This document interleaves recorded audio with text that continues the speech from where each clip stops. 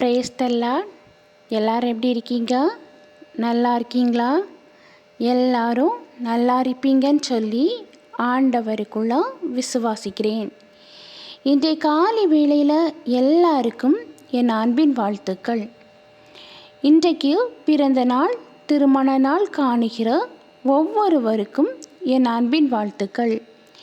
இன்னைக்கு சிந்தித்து தியானிப்பதற்காக எடுத்துக்கொள்ளப்பட்ட வேத வார்த்தை, உன் எதிரியின் கண்முன் உன் தலை நிமிரச் செய்ய போகிறார். ஆம் பிரியமானவர்களே, உங்கள் வாழ்க்கையில் உங்கள் பகைவர்களுக்கு முன்னால் உங்கள் தலை நிமிரும்படி கர்த்தர் செய்ய போகிறார். நீங்கள் ஜெயங்கொள்ள போகிறீங்க.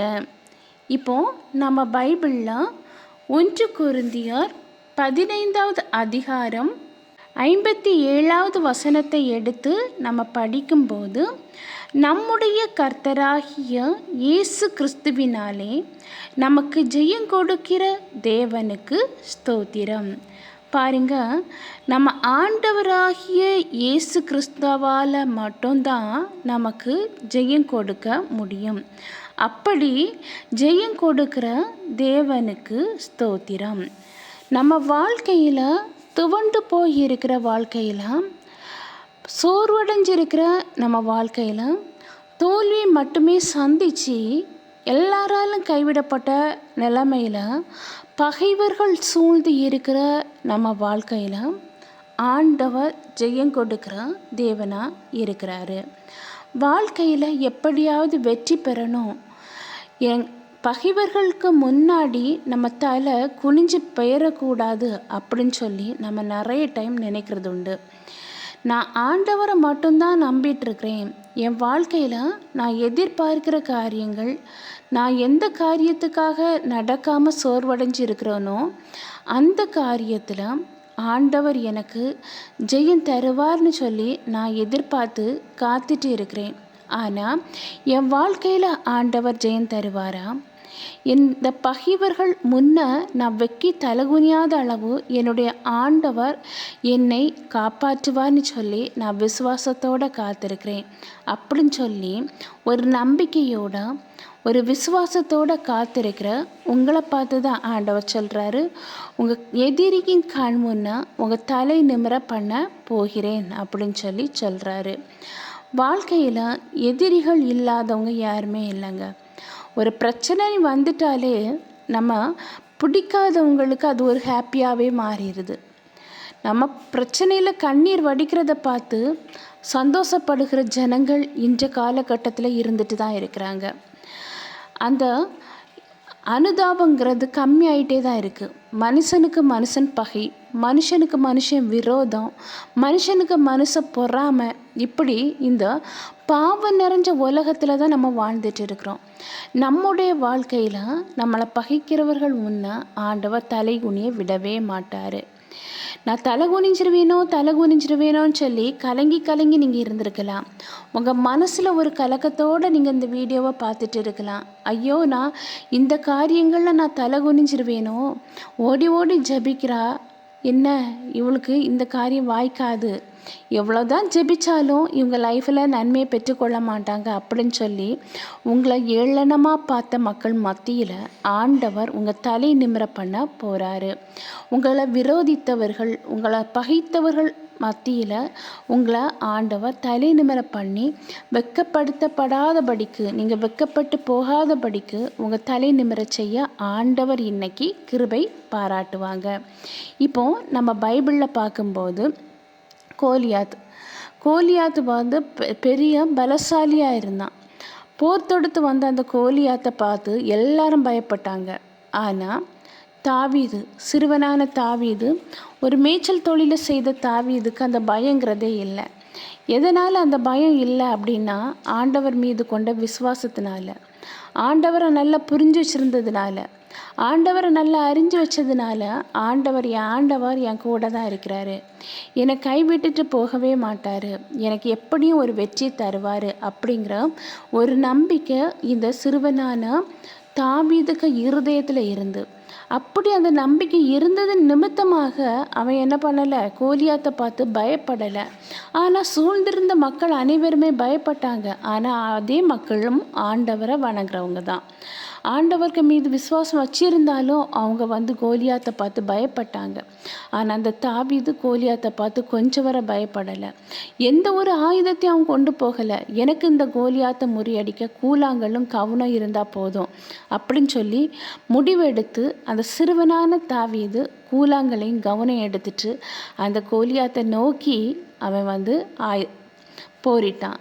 ஒரு சின்ன கூழாங்கல்ல வச்சு அவரை மேற்கொண்டான், அதாவது தோற்கடிச்சாரு. இப்படி அந்த கோலியாத்து தோற்கடிச்ச தாவீதுகிட்ட இருந்த அந்த விசுவாசம், அந்த நம்பிக்கை நமக்கு இருக்கா அப்படின்னு சொல்லி பார்த்தா கொஞ்சம் குறவுதாங்க. ஏதாவது ஒரு சின்ன பிரச்சனை வந்த உடனே நமக்குள்ள ஒரு முறுமுறுப்பு, ஐயோ நான் தலை குனிஞ்சு போயிடுவேனோ, வெக்கப்பட்டு போயிடுவேனோ, இத்தனை வருஷம் நான் ஆண்டவருக்காக காத்துட்டு இருந்தேனே, என்ன பிரயோஜனம் அப்படின்னு சொல்லி நம்மளை அறியாமையே நம்ம உள் மனசுக்குள்ளே நம்ம யோசிக்கிற யோசனைகளை ஆண்டவர் அறிகிறாரு. எந்த ஒரு பிரச்சனை வந்தாலும் ஆண்டவர் என்னை கைவிட மாட்டார் அப்படிங்கிற ஒரு விசுவாசம் நமக்குள்ளே இல்லை. அதுதான் சொல்லணும். இப்போ யோபுவை பார்க்கும்போது செல்வச்சீமானான யோபு பிசாசால் சோதிக்கப்பட்டு அத்தனை ஆசீர்வாதங்களும் இழந்த பிறகு அந்த யோபுக்கு இருந்த அந்த விசுவாசம், ஆண்டவர் தந்தார் ஆண்டவர் எடுத்தார் அப்படின்னு சொல்லி ஒவ்வொன்றுக்கும் ஆண்டவரை மகிமைப்படுத்திட்டு இருந்த யோபு ஆண்டவரை முழுவதுமாக விசுவாசித்தான். அதனால் ஆண்டவர் அந்த யோபுக்கு இரட்டத்தனையான ஆசீர்வாதத்தால் ஆசீர்வதிச்சார். நம்ம விசுவாசம் அதே மாதிரி இருக்கா? ஒரு கஷ்டம் வரும்போது, ஒரு கவலை வரும்போது நம்மளை அறியாமே நம்ம புலம்புறது உண்டு. ஆண்டவர் எத்தனையோ வாக்குத்தத்தம் கொடுத்துருக்கிறாரு, ஆனால் என்னுடைய வாழ்க்கையில் எந்த ஒரு வாக்குத்தத்தமும் நிறைவேற மாதிரி இல்லையே அப்படின்னு சொல்லி நமக்கு நாம என்ன பண்ணிடுவோம், சோர்வடைஞ்சு போயிடுவோம். ஒழுங்காக ஜெபிச்சுட்டு இருக்கிற நம்ம அந்த ஜெபத்துக்குரிய டைமை கொடுக்கறதில்ல. அதிகாலையில் தேவனை தேடுகிறவன் கண்டடைவான்னு சொல்லியிருக்கு. நம்ம அதிகாலையில் ஆண்டவர் தேடுறோமா? ப்ரேயர் பண்ணுறோன்னு ஆசையாக இருக்குது, ஆனால் அதுக்குள்ளே நேரத்தை நம்ம கொடுக்குறோமா? கொஞ்சம் யோசித்து பாருங்கள். இல்லைன்னே சொல்லலாம். ஒரு நாள் நல்லா ப்ரேயர் பண்ணுறோம், அடுத்த நாள் ஒழுங்காக ப்ரேயர் பண்ணுறதில்ல. ஏன்னா நமக்கு நாமே சோர்வு. இந்த சோர்வை கொண்டு வர்றது யார் அப்படின்னா பிசாசானவன். உலக பிரகாரமான அத்தனை காரியங்களுக்கும் முதன்மை இடம் கொடுக்குறோமே, முக்கியத்துவம் கொடுக்குறோமே, ஆனால் ஜெபத்துக்கு முக்கியத்துவம் எங்கே? இல்லைன்னே சொல்லலாம். ஒரு இடத்துக்கு போனால் இத்தனை மணிக்கு டைமுக்கு கரெக்டாக பஸ் வருதும் அப்படின்னா அத்தனை மணிக்கு கரெக்டாக நம்ம கிளம்பி போக தெரியுது. ஆனால் ஆண்டவருக்கு ஜெபிக்கிற ஒரு டைம் கொடுக்க தெரிய மாட்டேங்குது. இன்றைக்கி உலக நிலைமை அப்படி தான் இருந்துகிட்டு இருக்குது. எல்லாத்தையும் நான் சொல்லலை. அப்போ ஆசீர்வாதம் வேணும், நான் ஜெபிக்கணும், ஜெயம் தரணும் அப்படின்னு சொல்லி நம்ம எதிர்பார்க்குறோம். ஆனால் நம்ம நடத்தையில் அங்கே என்ன இருக்குன்னு பார்த்தா ஒன்றுமே இல்லைங்க. ஆண்டவருக்கு நம்ம முழு இடத்தையும் கொடுக்கணும். அதிகாலையில் நம்ம ஜெபிக்கும்போது, நம்ம நேசிக்கிறது மாதிரி அடுத்தவங்க மீது அன்பாக இருக்கும்போது ஆண்டவர் கண்டிப்பாக நம்ம வாழ்க்கையில் துவண்டு போயிருக்கிற வாழ்க்கையில் ஜெயத்தை தருவார். பகைக்கிறவர்கள் விரோதித்தவர்களே நேசிக்கணும். பகைவர்கள் முன்ன ஆண்டவர் நம் தலை நிமிரச் செய்வார். நம்ம விரோதித்தவர்கள் முன்ன நம்ம தலை நிமிர ஆண்டவர் கிருபை பாராட்டுவார். ஏன்னா நமக்குள்ளே இருக்கிறவர் பெரியவர்.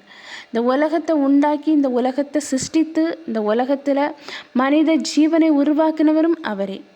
அவருக்கு நம்ம முதன்மை இடம் கொடுக்கும்போது நம்ம கையிடக்கூடிய ஒவ்வொரு காரியங்களிலையும் ஆண்டவர் நமக்கு ஜெயம் தரக்கூடிய ஒரு பெரிய கர்த்தராக இருக்கிறாரு. கலங்காதீங்க. இப்போ ஒரு சின்ன ப்ரேயர் பண்ணலாமா? அன்பின் பரலோக தந்தையே, அப்பா, இந்த அருமையான வேலைக்காக நன்றி ஆண்டவரே. எத்தனை பேருக்கோ கிடைக்காத நல்ல ஒரு தருணத்தை எங்களுக்கு தந்தீங்கப்பா, அதற்காக நன்றி ஆண்டவரே. அப்பா, இப்பொழுதும் ஆண்டவரை என்னோடு கூட சேர்ந்து ஜெபிக்கிற ஒவ்வொருவரையும் கண்ணோக்கி பாருங்கப்பா. வாழ்க்கையில் எங்கே நான் வெக்கப்பட்டு தலைகுனிஞ்சு போவேனோ அப்படின்னு சொல்லி கலங்கி இருக்கிற ஒவ்வொரு மக்களும் எந்த காரியத்துக்காக அவங்க ஜெபிக்கிறாங்களோ அந்த காரியத்தில் அப்பா நீங்கள் ஒரு ஆசீர்வாதத்தை கொடுத்து அவங்க தலை நிமிர பண்ண வேண்டும் என்று ஜெபிக்கிறப்பா. அவங்க வாழ்க்கையில் நீங்கள் அற்புதத்தையும் அடையாளத்தையும் செய்ய போவதற்காக நன்றி. ஒவ்வொருவரையும் தாழ்த்தி உம்முடைய கரத்தில் ஒப்படைக்கிறேன். நீங்கள் பொறுப்படுத்தி வழி நடத்தி செல்லுங்க. மீட்பர் இயேசுவின் மூலம் ஜெபங்கேளும் அன்பு நிறைந்த பரம தந்தையே.